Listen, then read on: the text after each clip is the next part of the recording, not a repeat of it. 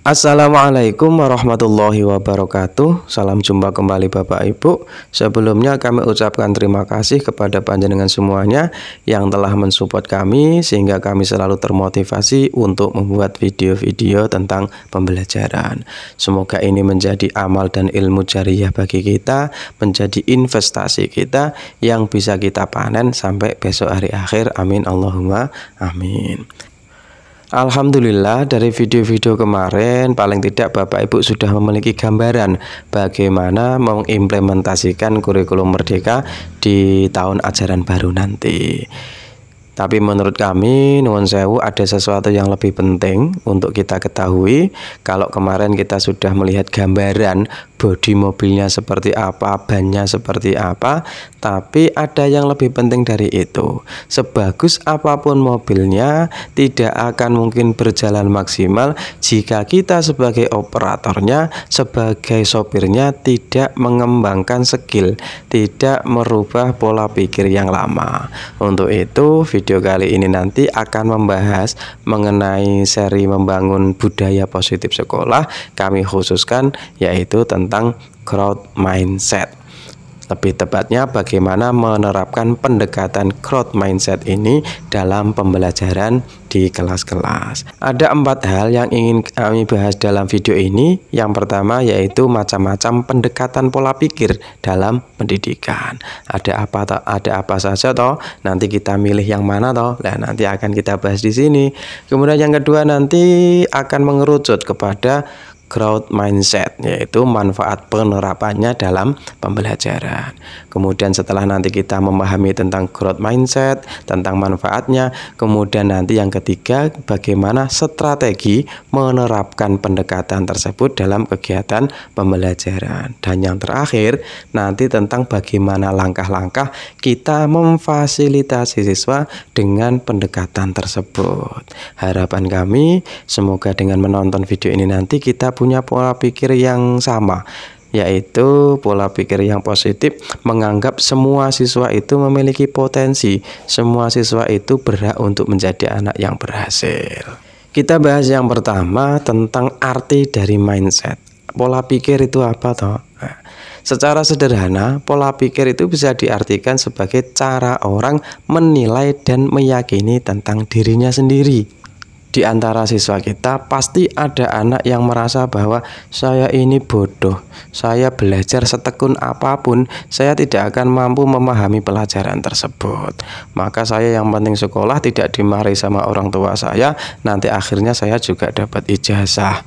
Nah, itu pola pikir. Ada juga anak yang punya pola pikir yang positif. Saya sekolah itu untuk belajar, saya dari rumah itu bodoh, saya nanti pulang harus membawa sesuatu. Saya akan belajar sungguh-sungguh, saya belum paham, saya akan berusaha dengan sungguh-sungguh, nanti akhirnya juga akan paham. Itu juga pola pikir. Dan menurut penelitian, keberhasilan pembelajaran ternyata tidak cuma terkait dengan metode dan strategi mengajar. Bukan hanya soal ganti kurikulumnya saja, tapi yang paling penting adalah pendekatan terhadap pola pikir guru dan siswa. Nanti kita seragamkan pola pikir mana yang terbaik dan nanti kita diseminasikan, kita transfer ke anak-anak supaya memiliki pola pikir yang positif juga. Menurut ahli psikologi dari Stanford University yang bernama Carol Dweck menyatakan bahwa pola pikir itu ada 2. Yang pertama adalah fixed mindset dan yang kedua adalah growth mindset. Kalau pola pikir yang tetap itu menyatakan bahwa kecerdasan, karakter, dan kemampuan kreatif siswa adalah kapasitas yang tidak berubah bawaan sejak lahir. Orang yang memiliki pola pikir ini menganggap bahwa kecerdasan anak itu bawaan dari lahir, bakat dari lahir. Anak itu tidak bakat pinter MTK, berarti saya ajar sebanyak apapun, seserius apapun, anak ini tidak bakal paham. Nah, itu berarti pola pikir yang pertama. Kalau pola pikir yang growth mindset itu melihat kecerdasan, kepribadian, dan karakter seseorang itu berproses untuk menjadi lebih besar, untuk tumbuh karena tantangan dan kegagalan. Orang yang punya mindset seperti ini menganggap bahwa Memang gen itu mempengaruhi kecerdasan seseorang, keturunan itu mempengaruhi, tapi ada yang lebih penting, yaitu bagaimana anak itu mau berusaha, mau tekun, kita beri tantangan, kita beri rangsangan, sehingga anak yang awalnya terlihat bodoh nanti ternyata dia mampu memahami pelajaran kita. Kalau disuruh milih, tentu kita milih yang kedua, yaitu growth mindset, sehingga harapan kita nanti membentuk semua, sekali lagi semua peserta kita memiliki kemampuan, memiliki bakat, memiliki peluang untuk menjadi orang yang berhasil. Nah, teori pendekatan growth mindset ini didukung banyak sekali teori. Di antaranya adalah teori The Law of Attraction, yaitu sebuah kepercayaan atau keyakinan bahwa alam semesta ini menciptakan dan menyediakan bagi kita apa yang menjadi fokus pikiran kita. Kalau kita memikirkan hal-hal yang positif, maka hal-hal positif akan terjadi pada kita. Sebaliknya, kalau mikirnya hal-hal yang negatif, maka yang terjadi juga hal yang negatif.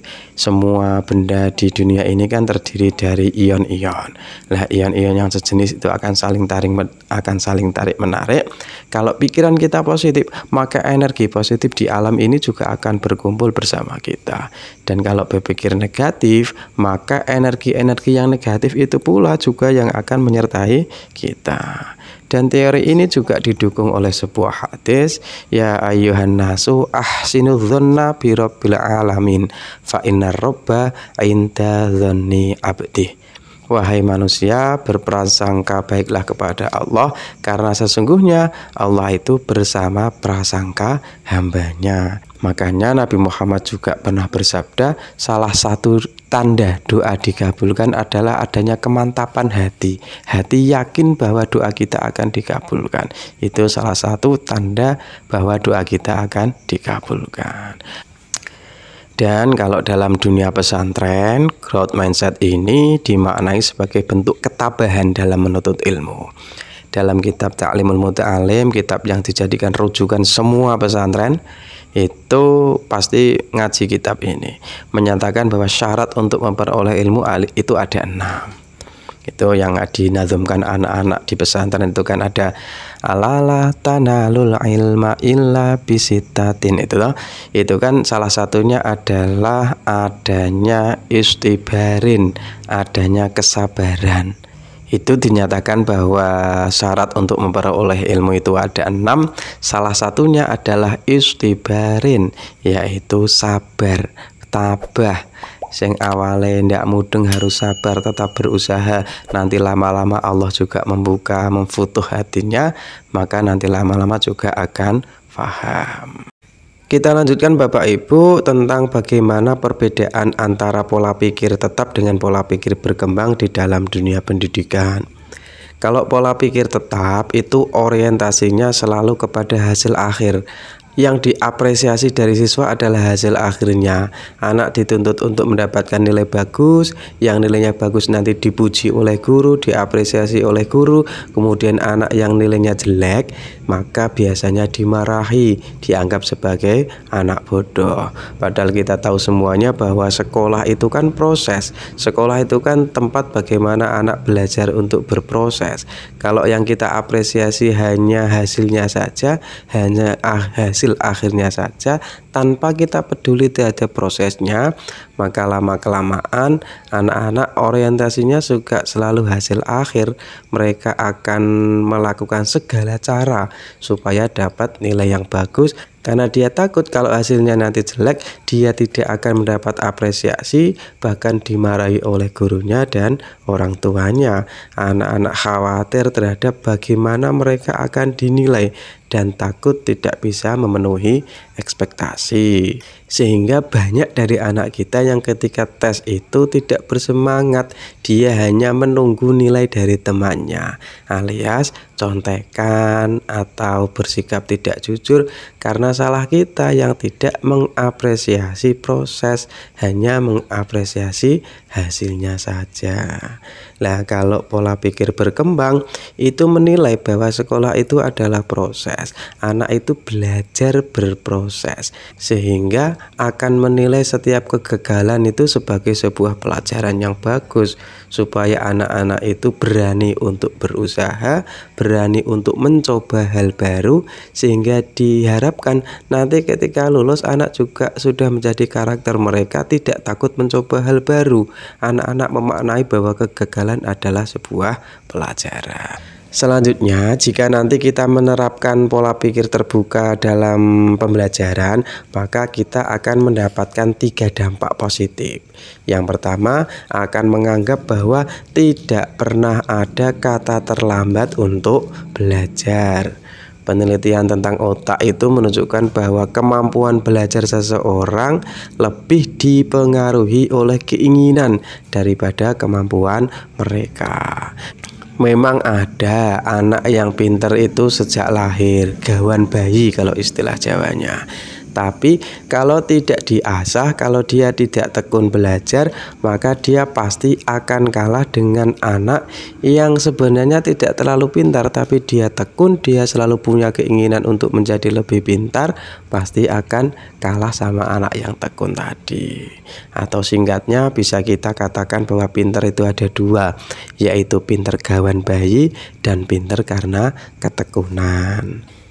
Lah, mengenai hal ini mungkin ada satu contoh yang menarik, yaitu dalam video kemarin juga sudah kami sampaikan kisah tentang Adam Ho, bagaimana seorang anak yang awalnya diremehkan oleh gurunya, diremehkan oleh teman-temannya, dianggap bodoh, nilainya selalu jelek dari SD sampai SMP, tapi dia akhirnya berubah menjadi seseorang yang berprestasi, lulusan terbaik, masuk di kampus terbaik, dan sekarang menjadi salah satu orang terkaya. Ternyata level kognitif dan karakter seseorang memang bisa berubah tergantung keinginan dan perjuangannya masing-masing. Ada juga contoh bagaimana ada seorang ibu yang berusia 80 tahun bisa berhasil menghafalkan Al-Quran. Jadi dampak yang pertama yang akan kita peroleh nanti adalah tidak ada kata terlambat untuk belajar. Kemudian yang kedua, dampak yang kedua yang akan kita peroleh adalah tidak apa-apa jika saya gagal, setidaknya sudah belajar sesuatu. Orang yang memiliki pola pikir tertutup jika mengalami kegagalan akan berhenti berusaha dan menganggap bahwa kegagalan sebagai tanda ketidakmampuan dia. Alah, buat apa saya belajar nanti juga saya tidak paham. Nah, itu anak-anak dengan pola pikir tertutup. Berbeda dengan anak yang memiliki pola pikir terbuka, memaknai kegagalan adalah langkah kecil menuju keberhasilan. Kegagalan adalah sebuah tantangan untuk mencoba cara lain, dan kegagalan itu memberikan feedback sebagai upaya perbaikan, sehingga mereka tidak berhenti untuk berusaha sampai tercapai apa yang diinginkan. Kemudian dampak yang ketiga, nanti anak-anak akan menjadi pembelajar sepanjang hayat. Pola pikir terbuka menjadikan seseorang untuk selalu berusaha memperluas wawasannya, baik dalam pengetahuan maupun keterampilannya. Memiliki sikap untuk terus maju dan membekali diri sesuai dengan perkembangan dan kebutuhan zaman. Ini yang paling kita harapkan Bapak Ibu. Anak-anak zaman sekarang itu materi bisa dicari di berbagai cara, bisa lewat internet, bisa lewat YouTube. Yang penting anak-anak itu mau berusaha, butuh akan ilmu, sehingga anak-anak menjadi seorang pembelajar sepanjang hayat. Terakhir, bagaimana toh menerapkan pendekatan growth mindset ini dalam pembelajaran? Ada 5 strategi yang bisa kita lakukan dalam rangka menerapkan pendekatan ini dalam pembelajaran. Pola pikir berkembang ini sangat penting untuk meningkatkan pencapaian peserta didik. Yang pertama, strateginya adalah ciptakan lingkungan kelas yang menerima kesalahan. Tadi sudah kami sampaikan bahwasanya sekolah adalah tempat siswa untuk berproses. Di semua proses pasti akan mengalami tahap kegagalan. Hargai dan apresiasi setiap kegagalan siswa.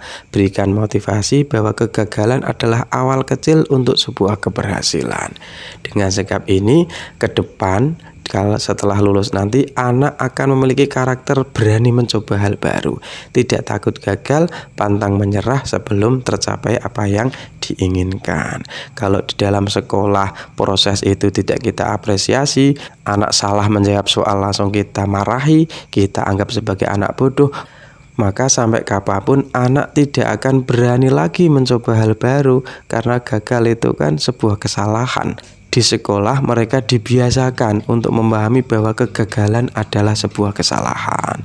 Jadi seandainya kita menerima setiap kesalahan yang dilakukan oleh siswa, bukan dalam artian kesalahan itu berbuat dosa ya, tapi kesalahan dalam mencoba hal, gagal dalam menjawab soal. Kalau kita apresiasi, kita tetap beri motivasi, maka insya Allah ke depan anak-anak akan menjadi hebat. Kemudian yang kedua adalah berikan dukungan pada proses, bukan hasilnya saja. Guru harus lebih sering memberikan dukungan pada proses, bukan pada hasilnya. Evaluasi terhadap murid sebaiknya terfokus pada perencanaan, proses, dan usaha kemajuan serta strategi siswa dalam menghadapi tantangan. Bukan kemampuan atau hasil yang dicapai. Hasil tetaplah penting ya Bapak Ibu, karena hasil itu sebagai pengirim pesan ke alam bawah sadar siswa bahwa proses itu tidak akan mengkhianati hasil, asalkan proses yang dilakukan sesuai dengan aturan yang berlaku. Buat apa anak dapat nilai bagus kalau caranya dengan cara yang curang, dengan cara mencontek, atau dengan cara curang yang lainnya. Kemudian yang ketiga adalah ajukan tantangan kepada anak. Pastikan bahwa para siswa itu cukup tertantang di kelas. Buat mereka memahami bahwa tugas yang sulit adalah kesempatan untuk melatih otak dan mempelajari hal baru. Kita yakinkan pelajaran ini itu susah. Tahun kemarin kakak kelas kalian banyak gagal dalam pelajaran ini, tapi ibu yakin kalian ini adalah anak-anak yang hebat. Kalian pasti akan mampu menaklukkan pelajaran ini. Saya yakin kalau nanti ada yang perlu ditanyakan, ibu selalu siap untuk mendampingi kalian. Dan yang terakhir juga pasang ekspektasi yang tinggi, ada hubungannya dengan yang tadi. Berarti katakan secara jelas bahwa Anda berharap banyak dari siswa-siswa Anda, bahwa kritikan juga akan selalu mereka dapatkan untuk memperbaiki diri. Saya menilai bahwa kelas ini adalah salah satu kelas terbaik. Kalian adalah anak-anak yang hebat. Materi sesulit apapun, ibu yakin kalian akan mampu melaluinya. Karena saya lihat wajah-wajah kalian ini adalah wajah-wajah anak hebat. Kalian akan mampu asalkan kalian mau serius. Kalau ada sesuatu yang terlihat susah, ibu siap mendampingi. Nah, ketika anak-anak kita motivasi seperti itu, insya Allah anak juga merasa tertantang. Anak merasa aman jika melakukan kesalahan karena kita selalu mengapresiasi prosesnya. Dan akhirnya anak akan terbiasa menjadi pribadi yang hebat, pribadi yang pantang menyerah, tidak takut bermimpi, tidak takut untuk mencoba hal baru, tidak takut berjuang sampai diraih apa yang diinginkan. Mungkin cukup sekian video ini Bapak Ibu. Nuwun sewu, kami tidak ada niatan menggurui, hanya kita ini belajar bersama. Jika ada salah dari kami bisa ditulis di kolom komentar. Terima kasih atas waktunya. Assalamualaikum warahmatullahi wabarakatuh.